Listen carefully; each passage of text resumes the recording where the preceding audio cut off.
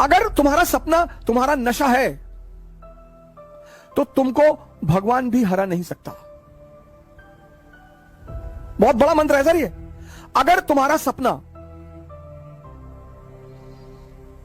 तुम्हारा नशा है, तुम्हारा जो भी सपना है, बहुत सारे लोग सपने उधार मांग के लाते हैं। हमारे पापा चाहते हैं कि हम आईएएस बन जाएं, तुम क्या चाहते हो? नहीं, हम तो बैंक में भी काम कर लेंगे। तब तुम नहीं बनोगे, तब तुम नहीं बनोगे, क्योंकि बनना तुम्हें है और वो तुम्हारा नशा ही नहीं है। जिन चीजों को भी आप समझ लोगे उनसे आप ऊपर उठ जाओगे।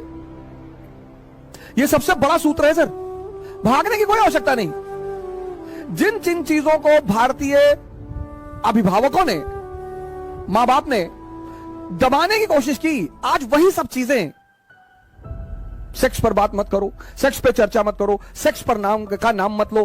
अब देखो सारी क्लास ऑनलाइन चल रही है, बच्चा क्या देख रहा है तुम्हें क्या पता है? अब वो समय है जब आपको बताना पड़ेगा सर, बोलना पड़ेगा, क्योंकि जब भी कोई चीज हम बाहर से सीखते हैं तो बड़ी विकृत रूप में सीखते हैं सर।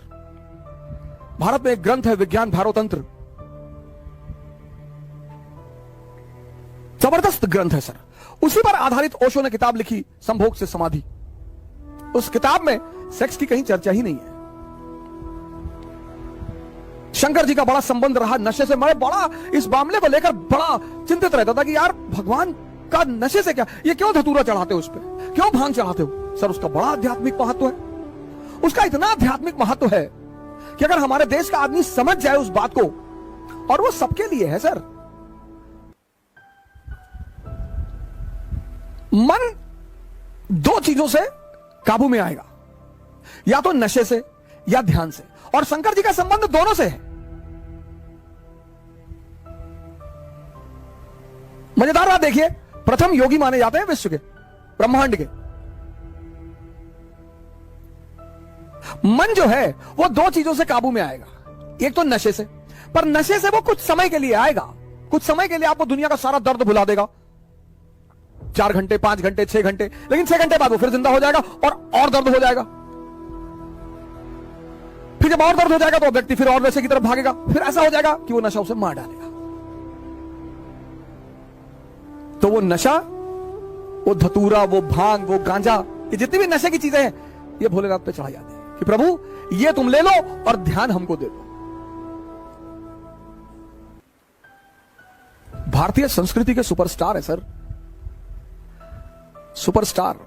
पौरुष पर बल देते हैं, कपड़े पे ध्यान मत दो, कुर्ता पजामा डाल लो, निकल लो। ताकत होनी चाहिए कि प्रधानमंत्री के दरवाजे पर खड़े हो जाओ तो भागते हुए बाहर आ जाए। ये सब सूचना दे रहे हैं वो। टाई वाई लगा के, 50,000 का जूता पहन के, डीओ लगा के क्लर्क के सामने जाके खड़े हो कि विधायक जी से मिलना है। वो बैठा है, विधायक जी से मिलना, विधायक जी, पता लगा विधायक जी अंदर दहला पकड़ खेल रहे हैं।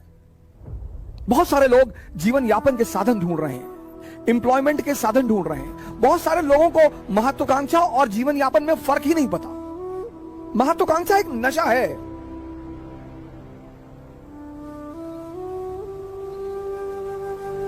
एम्बिशन एक नशा है, वो जिसको हो जाए। नेपोलियन को हो गया। किसी गाने में अमिताभ बच्चन जी के बोल हैं कि नशा शराब में होता तो नाचती बोतल। सब छोटे मोटे नशे हैं सर, बहुत छोटे मोटे नशे। अगर ये आपको प्रभावित करते हैं तो आपका मन विकसित नहीं हुआ सर। नशा तो पद का है सर। आप ये चेक कर लीजिए आपको जीवन में नशा किस चीज का है। अगर इन छोटी मोटी चीजों का है तो आप रह जाएंगे फिर वहीं पे। आप अपना नशा भी चेक करिए सर। मोदी जी को नशा रहा होगा, लालू जी को नशा रहा होगा। इन नशों ने ही इतनी ऊंचाई तक पहुंचाया सर। और किसी की हिम्मत ही नहीं है, और किसी की औकात ही नहीं है। नशा होना चाहिए सर। मुलायम सिंह यादव जी इतनी ऊंचाई तक पहुंचे, मायावती जी इतनी ऊंचाई तक पहुंची। किसका राजनीतिक करियर कैसा रहा वो एक अलग चीज है, लेकिन जब भी कोई सामान्य व्यक्ति असामान्य कार्य करता है तो वो नशे में ही रहा होगा। यहां लोग उठ नहीं पाते, या बड़े सारे लोग मेरे पास आते हैं, कहते हैं कि सर सुबह नींद नहीं खुलती। तो कौन कहता है सपने देखने के लिए? जब सपना देखो तो एक चीज चेक करो कि तुम्हारे अंदर उस सपने को लेकर नशा है या नहीं है। समाज का काम है आपको बर्बाद करना और भटकाना, यह समाज का धर्म है। उस समाज में अगर कोई आपको बनाने वाला मिल जाए मां बाप के अतिरिक्त, तो आप बहुत भाग्यशाली हैं। इस दुनिया में अगर आपका कोई शुभचिंतक है तो वो है मां बाप, सबके साथ। लेकिन होता क्या है, वो कठोर होते हैं हमारे प्रति। जो भी शुभचिंतक होगा वो कठोर होगा, जिसको शोषण करना होगा वो मृदु होगा।